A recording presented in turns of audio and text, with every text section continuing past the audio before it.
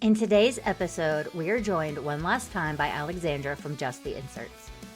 She returns to focus on women's health decisions and the importance of personal research. Discover the top medications to avoid and hear her surprising findings from medical inserts. We'll also guide you through avoiding GMOs with a ditch and switch guide and explore the myth that food doesn't impact our moods. Keep listening to this informative episode designed to empower your journey toward optimal health. The Discovery Doc Podcast, where your journey to empowered, non-toxic living begins. Join me, Dr. Cece, a doctor of nursing practice, self-proclaimed toxin tamer, and mama of four, alongside me, Anna Kate, your medical mystery overachiever. Together, we'll uncover the latest in functional medicine, debunk health myths, tame toxins, and provide practical tips for thriving in a modern world. Get ready to take control of your health with expert insights, raw stories, and actionable wellness strategies designed to help you and your family lead vibrant, toxin-free lives. Welcome back to the Discovery Doc Podcast. We're wrapping up our discussion today with Alexandra from Just the Inserts. We have learned a whole lot over the last couple of weeks, and we hope that you have too. So in this episode, I want Alexandra to, I know you have one more question. We're going to do rapid fire. Yes. Do rapid fire questions. Yes. And we want to learn all of the things and make sure that you get access to her book and all of her resources and all the things. So you'll get that in an email from us, and it'll also be in the show notes. So make sure you get those in both places. All right, Alexandra, are you ready for some rapid fire questions? I'm ready. Okay. I would like to know, with your expertise in this field, what is an insert that surprised you in a positive way? So right when I go out and research any insert, I try to wipe everything I might know about that product. And so every time I go into it and I say, okay, this might be the one. This might be the one that it's totally fine, safe, effective, 100%. Unfortunately, I haven't gotten there yet. But I will say the medical device of the Vivos and the MyoBrace, I thought for sure. Hey. Sorry. Oh my God. I can still answer if you're okay with it. Yeah, totally. I thought for sure, based on the information that I saw from Instagram, that it was going to be a scam, that there was going to be all these things. And I was actually pleasantly surprised when I read the insert and I read certain things that are known about it. So I actually have it under my website under Tooth Pillow. A lot of the concerns that people had is that it was just affiliates that were recommending it. So I would just straight off the bat, I'm not an affiliate. I do not profit at all from you reading that research. So that was one of the things where I was like, oh, okay, this isn't as bad as what I thought based on the internet comments. That's amazing. What, and I'm glad that there's something out there that you were like, hey, I did a deep dive in this and it actually turned out that this is legitimate. That's a happy note. That's a positive note. All right. So rapid fire questions. My next question is, through all of your research as a woman specifically, is there, and if you're comfortable answering this question, is there one treatment that you would personally avoid based on the research that you have done? Birth control. Most of the birth controls are devastating to me. I look at the current state of women's health, and a lot of it can be tied and listed on a manufacturer insert. All kinds of birth control, hormonal, the implants. I do think we're going to look back at the birth control movement and how it has affected women in general. Women, fertility, pregnancy, I think that increases risks with pregnancy as well, postpartum supply issues. There are so many different things that are listed on the birth control inserts that absolutely blew my mind. How it affects neurotransmitters, how it just kind of wreaks havoc on the body. So for me, I would definitely question it and its role in American moms and women. And if anybody is on birth control, to seek nutritional help with that and to support the body and address if there's any nutritional depletion in your body and focus on that way before you conceive. Especially because it is handed out not just for the sake of preventing birth, but in your instance, for adult acne, for PCOS, for, abnormal irregular cycles, for heavy bleeding. The answer is always birth control. And you hit the nail on the head with that, with vitamin, mineral deficiencies, anxiety, depression, even impacting our mitochondrial function, our gut health, the whole 9 yards. And it's not, I was put on birth control at 16 and none of that was discussed. We're talking to kids, we're letting these kids just get on it without understanding long-term implications. And one thing, I know we're doing rapid fire, but the point of ovulation is that if you're using it to truly suppress becoming pregnant, wonderful. If not, find a different alternative, because us women are meant and designed to ovulate for 30 plus years of our lives. And that is protective for us, protective for our health, protective of preventing certain cancers. And so I think that is something that needs to be talked about there as well. Yep. And while guys don't go on birth control, they are responsible for how well the pregnancy goes. So 9 months before she gets pregnant, he needs to be in peak optimal health, because he determines morning sickness and preeclampsia and all kinds of fun stuff. So, and that's not on any insert. Yeah, it's not talked about. I just put it on my research to-do list. I didn't know that. As a mom, let's switch gears. As a mom, what is one medication or treatment that you would avoid with your child based on your research personally? Oh, this is going to get a little touchy. No. I've done so much research on antibiotics and antibiotic resistant. And the reason why is because both of my children had impetigo last year. One had bullous, which was the boils, and then one had non-bullous on her face. And it was horrible. Cried many nights dealing with that. But in my research, I had filled an antibiotic. I had taken it home. It was sitting on my counter, but I call it the pause before the prescription. And I took the time to read the insert and took the time to read what the FDA, NIH, our .gov resources say about it.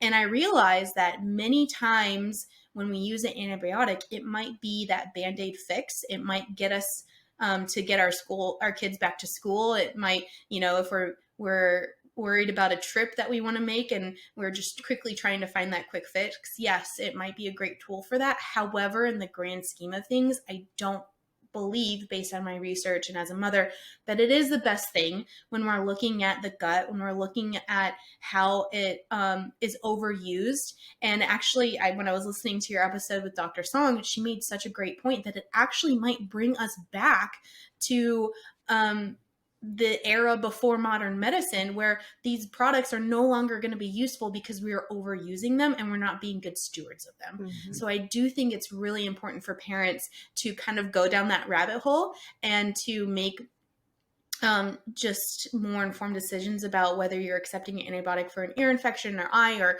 impetigo or anything like that, because yes, it might be great for that certain situation, but it might not cause that full healing that you're looking at, especially with impetigo. I found so much research that stated that it could come back more aggressive. So then you need a higher dose or a more aggressive antibiotic. And then you're just in that hamster wheel and that cycle, and it can get really bad really quickly. So that would be my advice. Last rapid fire question. What is one thing that you wish everyone could discover? Every person, no matter if they're a parent, not a parent, a mom, whatever it might be, what is your biggest takeaway for that person? About medical products or the industry? Anything that you wish your number one educational point. If you could discover one thing out of everything that you've discovered and you want to pass that on to someone else, what would that one thing be if this is the only episode they listen to? That's my question. That is a really good question, because there's so many things. And I've said so many times that in order to understand just a certain part of this conversation, you kind of have to understand the whole of it. So my advice, this might be conspiratorial or might be perceived as a conspiracy theory, but really understand the journey a product takes from when it is first produced, when it's the first inception of it, to it being recommended by your doctor. Understand all the players within that process, because it's important for you, if you suspect that there might be potential financial conflicts of interest, it's really important for you as a consumer to be aware of those potential pitfalls. So then when you are reading the information and the data, you can understand if it's potentially flawed or not, or maybe it's a little bit subjective. So that would be my advice, is to understand. Did it stop? You're good. Keep going. Okay. Yeah, I got a big red flag, so I wanted to make sure. My advice to be, understand that whole process and how it is brought to market. So then when you are reading that information, that data, and you hear about the outbreaks in the news or things like that, you can kind of understand the back end of how that product was brought. and made available to you. That's a wonderful point. At the end of the day, everything is a business. Mhm. Everything is a business, and we all understand that. Everyone has to make money, everyone, but everything is for profit. And so understanding those players, like you said, and who's profiting from this, and who's funding the studies, and are these studies unbiased, are just really, really important. So Sorry, I just want to clarify real quick. And the reason why is because I get so many messages from people and moms, parents, dads, patients that say, well, my pediatrician got really mad at me, or my doctor got really mad at me for getting off birth control or antidepressants or things like that. And it's just important because it's not you, it's them. If they are becoming emotional about your personal medical decision, there is so much behind the scenes happening and external influences and pressures that it's not about you. So don't take it personally. Just realize that you are just trying to make the best decision with the information that is available to you, and to not take on that guilt and that shame and that frustration and kind of put it back on them, because that's where it really needs to be. 100%. I say this to patients all the time. I don't care. They're like, well, if I get off of this, and I go back to my PCP, I don't care. I care about you as a human. I don't care about their emotional reaction, because that tells you it's not in your best interest.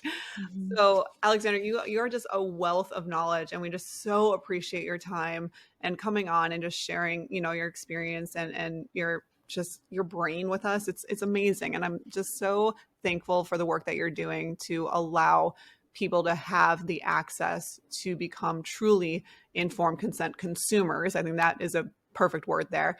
Can you tell our audience just where to find you, any special shout outs that you want to give, resources, all the things? Yep. Everything is at justtheinserts.com. I have a free training course. I have a free motherhood guide where I go in depth on basically everything we talked about and more. Free to access, no email required. And then I have my book, Well Considered, a handbook for making informed medical decisions. That's only available at justtheinserts.com. And then I have a pro-informed consent provider directory coming out. Hopefully this month, we're going to start beta. And that is for where you can find local providers or virtual providers who honor informed consent and will respect your right to accept, delay, decline. If you're not on it yet, I hope you get on it, because I think you'll be fantastic. And I'm really excited for that to come out, because it's everything I wish I would have had when I first started researching. Beautiful. Beautiful. And I am going to, because I want this book on my shelf, but I have to get Alexandra to sign it before. That's just all of our guests.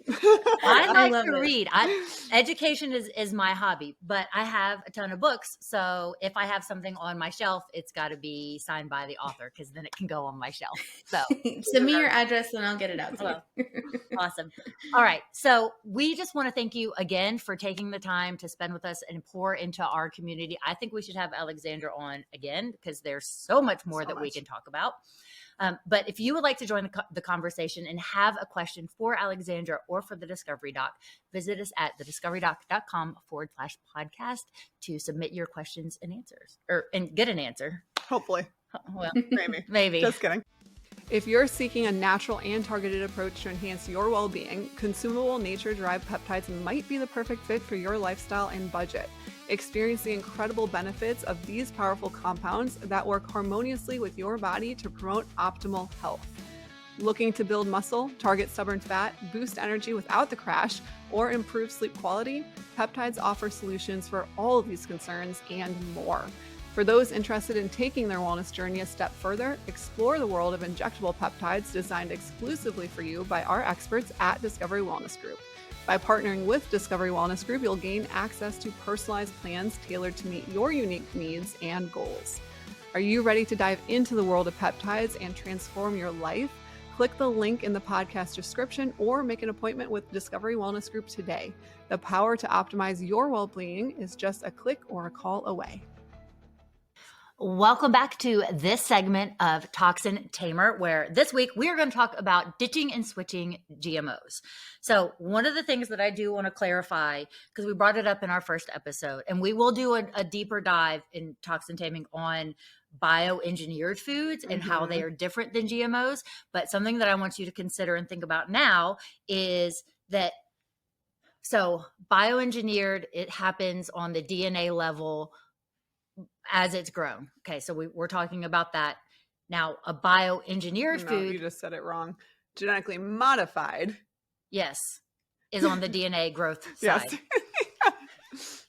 Cotter. Yep. So a bioengineered food is what happens after it's grown, before it goes through the packaging process and into the package. So it's not necessarily what is on the label, it's what happened to the food before it got into the product to be on the label. And into your belly. Yes. So we will tackle that and handle that at another day. But Totally I just want to different clarify conversation. right now that there is a difference between genetically modified organisms and bioengineered foods. Yes, 100%. So, AK, what is one thing, the first thing that we can do to kind of ditch and switch GMOs? Well, one, it shouldn't have a label. And if it does have a label or a sticker on it, it should say GMO free. Or buy local, buy organic. Grow it yourself if you can. Yeah. So going a little bit in deeper, the 100% organic is what you want to go through first. The U.S. law prohibits genetically modified or engineered food or ingredients to be produced in products that are labeled as 100% organic. There are multiple loopholes here, though, that are good to know about. If processed or packaged food is simply labeled as, quote, organic, it can actually contain up to 30% of genetically modified food. So the term organic is fine for single food items such as produce, but we want to see other certifications of 100% organic. That's ridiculous loophole, but do know that there are organic products that can be labeled as just organic, but still contain up to 30% of genetically modified foods. That's dumb. Yes, it is. So again, you have to not just read the marketing on the front of the box. You have to turn and learn and read the back and see. And it will list organic flour, organic sugar, organic dates, whatever it is. But then it'll also list modified cornstarch, modified whatever. It'll say those words. Marketing is there for a reason. It's meant to get the consumer to buy it. So don't fall for the labels on the front of the package, but also understand what those labels mean and the parameters, the loopholes around it of what that can entail. One big one is non-GMO project verified. So we don't just want, contains non-GMO ingredients, because it could have one non-GMO ingredient and then the rest are GMO. We want the actual label that says non-GMO project verified on our packaging. Organic certification covers how a food is grown, not the content of the food itself. That's a huge factor. And since food production has become compromised by cross-pollination and cross-contamination in the processing and handling, even organic certification does not guarantee, like we said, that the product is GMO-free. So if a non-organic product contains corn, soy, canola oil, or even sugar, it may contain GMOs unless the manufacturer makes a specific claim that their product is GMO-free. And there's even a however here. However, if a manufacturer makes such a claim, there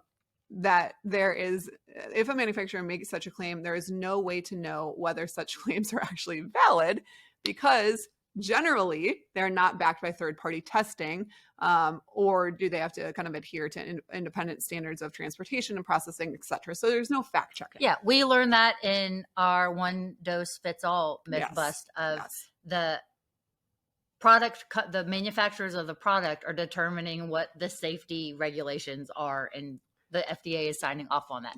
Now that's a very simplified way of that process, but the FDA isn't doing their own research. They're relying on what research the company gives them. Right. So there are lots of things that we need to be aware of and be concerned with, and knowing what is going into our products and how long, sorry, that's not what I'm trying to say. That's okay. Who knows what she's trying to say?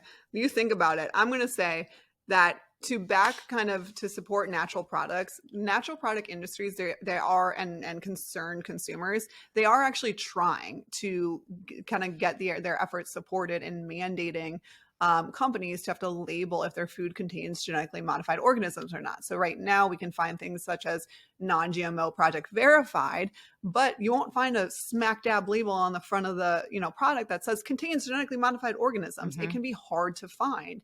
And sadly, mandatory labeling has not succeeded, and it can be really tricky to find. Sometimes it's really small lettering under the ingredients. Sometimes it's in the ingredients, like I said, with saying modified cornstarch is a big one.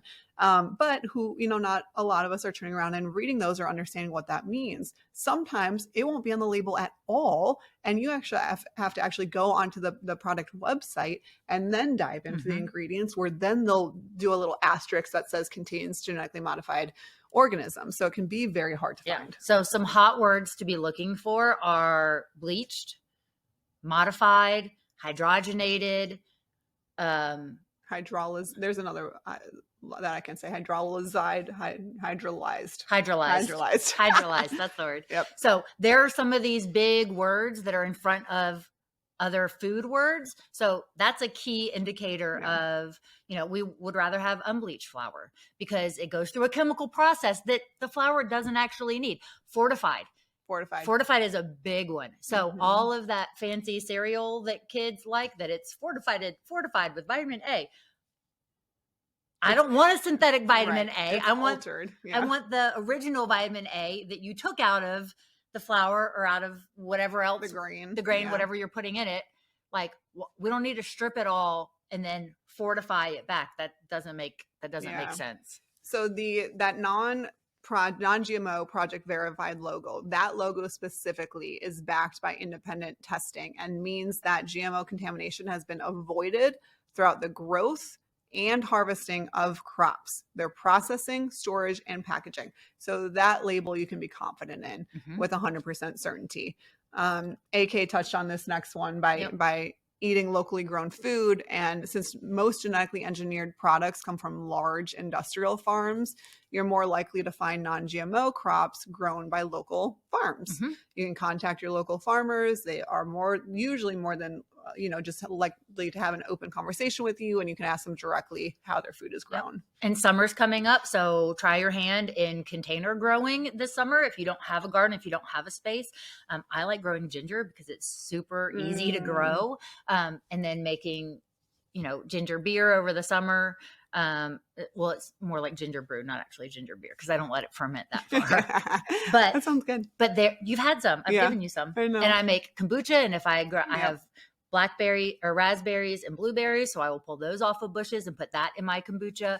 Like, there's all sorts of things. So, and of course, if you are growing your own, get into canning if you go through the season, and then you can have your grown produce anytime during the year. And that's a little bit different than, if you want to do blueberries and put them in a blueberry pie for the fall. Right. Like, there are some things that can happen that way, and you're still avoiding the genetically modified, overgrown berries that are coming from somewhere else in the world, because they go through a whole process and they're just really not energetically good for you because they've gone through some trauma. Yes, they have. Speaking of produce, I think another big factor is understanding the sticker.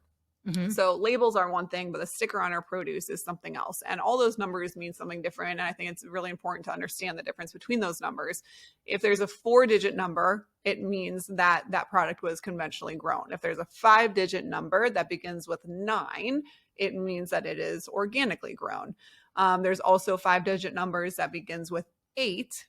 And that means it's genetically modified. Now, again, companies are not required always to use these labels, but if you see that PLU labeling, that little sticker, and it's a 5-digit number that has an 8, you can automatically know that that is genetically modified. Yeah, so put that back. Yes. Don't touch it. Don't touch it. The last little kind of tip or advice that we have is to avoid at-risk ingredients. So we know the biggest culprits here. One great way is to just stay away from those products. If you're not confident or comfortable in kind of doing the research about the labels and looking at all the ingredients, then we can simply avoid some of these products that are most likely to contain genetically modified organisms. And so what are the big 5? The big five: corn, soy, canola, beet sugar, cottonseed. Still, okay, who has eaten a canola? I've eaten Canola corn. oil. I've eaten I've eaten a soybean. I've eaten sugar beets. I haven't eaten cottonseed, but but I know what cottonseed is. But what is a canola? I know. Like, didn't someone give us a picture of a canola? But canola oil, we know what canola oil is. But Yeah, but I don't eat canola like I eat No. corn or like soybeans. I know. What I is know. a canola? Actually, fun fact: canola oil. Stink bug is climbing on the wall. Okay, it's not climbing on my face. No, canola oil is also called rapeseed oil. So you absolutely have seen rapeseed oil in ingredients. Yeah, they got a glow up. Yeah. They changed it from rapeseed to cottonseed. I mean, to canola. Yes. So those are interchangeable. Corn, obviously, we have What's everything. a rapeseed? Okay, olive oil, grapeseed oil. Like, what is a rapeseed? It's made up. I think it's made up. We're going to let AK simmer on that. Corn, obviously, it's not just corn. It's not just corn on the cob, but it is corn flour, cornmeal, corn oil, corn starch. Gluten can be cross-contaminated with corn, unfortunately, and corn syrup. Sweeteners like fructose, dextrose, glucose, modified food starch, all of those are in that category. Yeah, so we need to talk about maltodextrin one day. I know. Being familiar with the fact that it's not just corn on the cob and these other ingredients is where you can come across them. Beet sugar. So this is interesting. Sugar is not specified as, if sugar is not specified as 100% cane sugar in the United States, it's most likely from genetically modified sugar beets. So when you're buying products, we want something that says 100% pure cane sugar. Otherwise, they're allowed to use the words cane sugar, but mix in a percentage of genetically modified sugar beets. And they won't tell you on the label. No, that is absolutely not told. Soy flour, soy lecithin, soy protein, soy isolate, vegetable oil, and vegetable protein can all have soy in it without telling us that it's derived from soy. And those are endocrine disruptors because they mess with your estrogen. Yes, they do. I've told this story many times about my hubby growing man boobies when he was eating too many soy burgers. If you know my husband, you know how funny that would look. Anywho, they got big old booty and big old boobies. We love you, Will. And then we talked too much about canola, so I'm skipping that one. But last one, cottonseed oil. So obviously cotton in terms of our clothes, but cottonseed oil is something that we can find also. So avoiding those big exposures can also help you reduce the risk factors that are that can potentially happen from genetically modified organisms. Ditch the seed oils altogether. They're not good for you. Yeah. They make you feel bad. That's very scientific of her. They make you feel bad. They make me feel bad. Anyhow, we hope that you guys learned a little bit more. GMOs, they're everywhere. And so I just felt that it's not common knowledge how in-depth this process is, how in-depth it impacts our agriculture, our food supply, the chain of command, the consumer, and the lack of literature behind the safety. So hopefully you'll learn something, and stay tuned for more bioengineering conversations to come. We're going to come up with that and give you all the details on all the things. So thank you for joining us in our toxin taming segment for this month. If you have a toxin that you would like us to cover and break down and do the what, where, why, ditch, and switch, please let us know, and we will cover that in the future. Welcome to this episode of Medical Myth Busting. And today we are going to talk about we're going to bust the myth of food doesn't cause agitation. I know for 100% fact that it 100% does, because if I don't eat enough, I'm hangry. But that's not what we're talking about. No, we're talking about the opposite. The opposite. We're talking about if food we consume can cause irritation, agitation, the whole 9 yards. And the answer is certain things. Yes. Certain things. So food and nutritional deficiencies can absolutely contribute to agitation and worsening forms of agitation that we see in ourselves and kids and whoever. And this is based on literature. There's a long history of extensive literature that shows us this to be true. And this is a good one. I like this one. In 2002, a large-scale study was published by the British Journal of Psychiatry using 231 young adult prisoners between the ages of 18 and 21. And basically, this study was to test the idea that supplements could reduce the incidence of agitation and aggressiveness within that community. And supplements, we're going to assume there, are meant and designed to fulfill nutritional deficits and deficiencies. The supplements contain vitamins, minerals, omega-3 fatty acids, and chromium. The prisoners remained on the regimen for 142 days, and compared to the baseline group, which did not have any supplemental regimen, the supplement takers recorded a 37% drop in disruptive incidents, including that agitation, irritability, and aggressive behavior. 37% just by correcting nutritional deficiencies. Food is fuel. Food is absolutely fuel. There's another study in 1983 that replaced snack foods and conventional snack foods, which are very depleted in nutrients, but marketed as snacks, right? For healthier options in 3,000 imprisoned teenagers. And over the next year, there was a 21% reduction in antisocial behaviors, 100% reduction in prisoners who were unaliving themselves. Wild, guys, wild. And a 25% reduction in physical assaults. That's incredible. Incredible. I think Daniel was the first one to do this experiment. Oh, Daniel. Oh my gosh. I was like, who's Daniel? Daniel had 3 friends called Shadrach, Meshach, and Abednego, and I don't know their Hebrew names, but I don't remember them off the top of my head because there was a song I learned when I was a little kid, and that's what we called them. Yeah. So, but they did this experiment where they didn't want to eat the king's food. And so they prayed about it and asked for God's favor. And this is what God told them to do. Just eat whole foods, fruits and vegetables, and drink water. Don't consume the king's wine. Don't consume all the prepared super dishes of all the, I don't know what they ate, but all the things. So they did a test, and he said, hey, if we are not brighter, clearer eyed, have better mental and physical acuity, then we'll eat the king's stuff. But after this experiment, you have to let us continue to eat the food that our God has asked us to eat. And how did that experiment turn out? Top notch, 100%. Daniel, Shadrach, Meshach, and Abednego just shined them all out. Yeah. I mean, so I like this study, and it dates back to the beginning of time, essentially. Because and I'm sad that some people had to unalive themselves to get to the point where I know that could have, we're giving them it food. could have been right.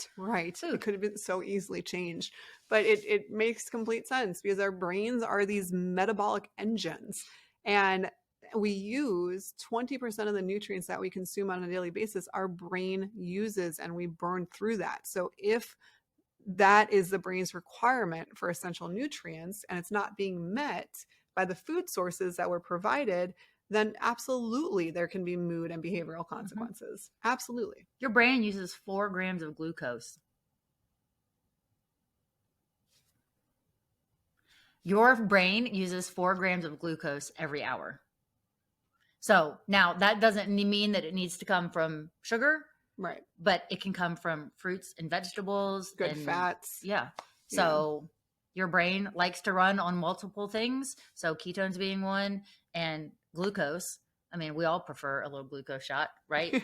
So your body will go get it where it needs to get it. But if you are not giving your body fresh fruits and vegetables or something that allows your body to make that conversion, you'll get brain fog. That's why at 3 o'clock you need that little boost. It's just this whole month of kind of these myths brings us back to a very simple state that lifestyle and diet play a massive role in our health. And it's your choice. And unfortunately, in today's world, we have to go the extra mile to make sure the foods that we're eating are nutrient dense, because a lot of the foods in our convenience stores are not. They're stripped of those, nutrient rich aspects. We're food abundant and nutrient deficient. 100%. But it does really make all the difference. So we hope that kind of by throwing these literature and these studies out there, that it resonates with just how important and how much control you have over your life, versus focusing on the negative aspects of, well, genetics,